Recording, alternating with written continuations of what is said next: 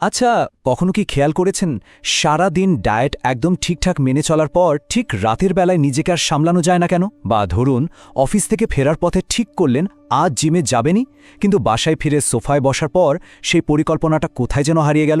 আমরা অনেকেই হয়তো ভাবি আমাদের ইচ্ছাশক্তি বা উইল পাওয়ারে কোনো সমস্যা আছে, কিন্তু আসল কারণটা কিন্তু একদমই অন্য জায়গায়। আর সেটা জানলে আপনি রীতিমতো অবাক হবেন। সমস্যাটা ইচ্ছাশক্তি নয়, সমস্যাটা আসলে আমাদের ব্রেনের চার্জের।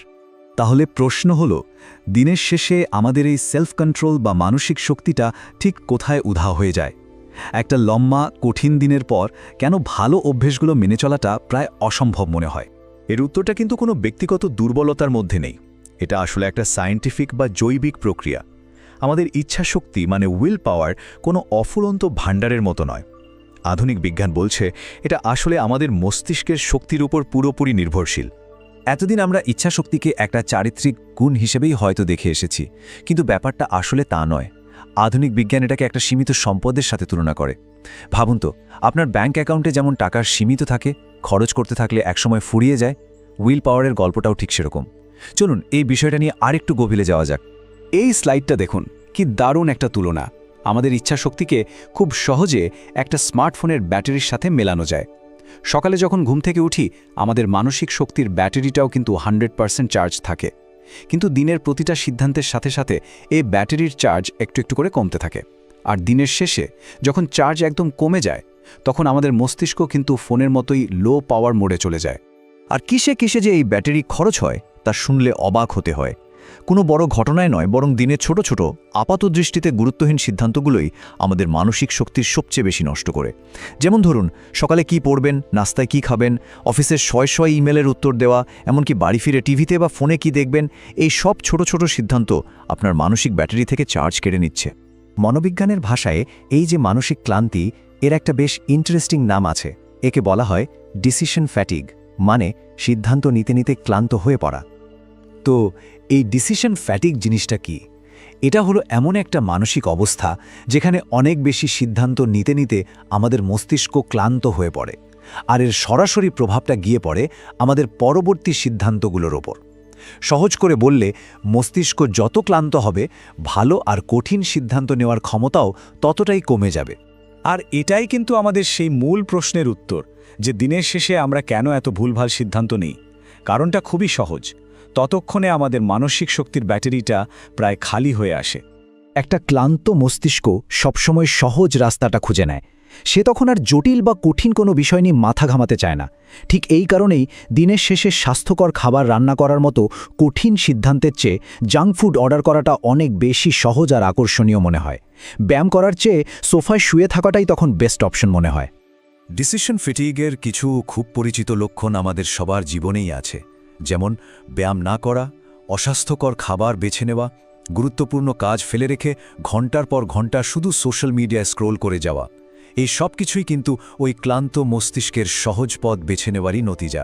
তাই আবারও বলছি, এটা আপনার কোনো ব্যক্তিগত দুর্বলতা নয়, এটা কেবলই আপনার মানসিক শক্তির ব্যাটারি যে লো হয়ে গেছে তারই একটা সিগন্যাল। এর জন্য নিজেকে দোষারোপ করার কোনো কারণই নেই, বরং এটা বুঝতে পারার মানে হলো আপনি এখন এর সমাধানও করতে পারবেন। তাহলে সমাধানটা কি? উপায় হলো নিজের জন্য একটা ডিসিশন এনার্জি বাজেট তৈরি করা।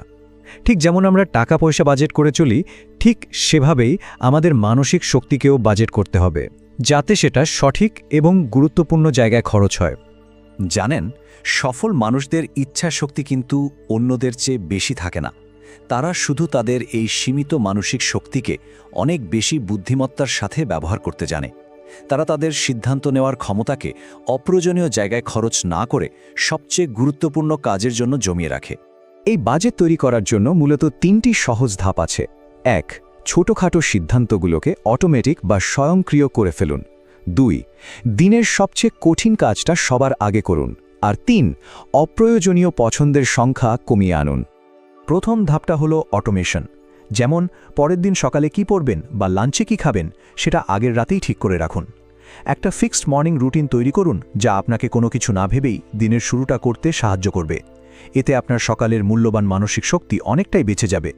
দ্বিতীয়ত, আপনার মানসিক শক্তির ব্যাটারি যখন 100% চার্জড থাকে, মানে সাধারণত দিনের শুরুতে, তখনই দিনের সবচেয়ে গুরুত্বপূর্ণ বা কঠিন কাজটা শেষ করে ফেলুন। সোজা কথায় আপনার সেরা শক্তিটা আপনার সেরা কাজের জন্য ব্যবহার করুন। এটাই তো বুদ্ধিমানের কাজ, তাই না? আর সবশেষে যে সিদ্ধান্তগুলো অতটা জরুরি নয় সেগুলোকে জীবন থেকে বাদ দিন। যেমন সারাদিন ধরে বারবার ইমেল চেক না করে নির্দিষ্ট সময় করুন, ফোনের অপ্রয়োজনীয় নোটিফিকেশনগুলো বন্ধ রাখুন, আর কাজের ফাঁকে অকারণে ইন্টারনেট ব্রাউজ করা থেকে নিজেকে বিরত রাখুন। এগুলো আপনার মানসিক ব্যাটারিকে অহেতুক খরচ হওয়া থেকে বাঁচাবে। তো আলোচনার শেষে আমরা ইচ্ছাশক্তিকে একটা নতুন চোখে দেখতে পারি। এটা কোনো জাদুকরী শক্তি নয় যা কারোর মধ্যে বেশি থাকে আর কারোর মধ্যে কম, বরং এটা একটা স্কিল বা দক্ষতা যা চর্চার মাধ্যমে যে কেউই আয়ত্ত করতে পারে। আসল কথাটা হলো ইচ্ছাশক্তি কোনো ম্যাজিক নয়, এটা একটা সীমিত রিসোর্স যাকে সঠিকভাবে ম্যানেজ করতে জানতে হয়। আর এই ম্যানেজমেন্ট স্কিলের উপরেই নির্ভর করে দিনের শেষে আপনি আপনার লক্ষ্যে কতটা স্থির থাকতে পারবেন। এবার একটু ভাবার পালা। জীবনের কোন ক্ষেত্রে এই ডিসিশন ফিটিগ বা সিদ্ধান্ত নেবার ক্লান্তিটা সবচেয়ে বেশি প্রভাব ফেলে বলে মনে হয়? সেটা কি কাজ, ব্যক্তিগত সম্পর্ক, নাকি স্বাস্থ্য? এই ধারণাটা আমাদের দৈনন্দিন জীবনে কিভাবে একটা বড় ইতিবাচক পরিবর্তন আনতে পারে সেটা নিয়ে অবশ্যই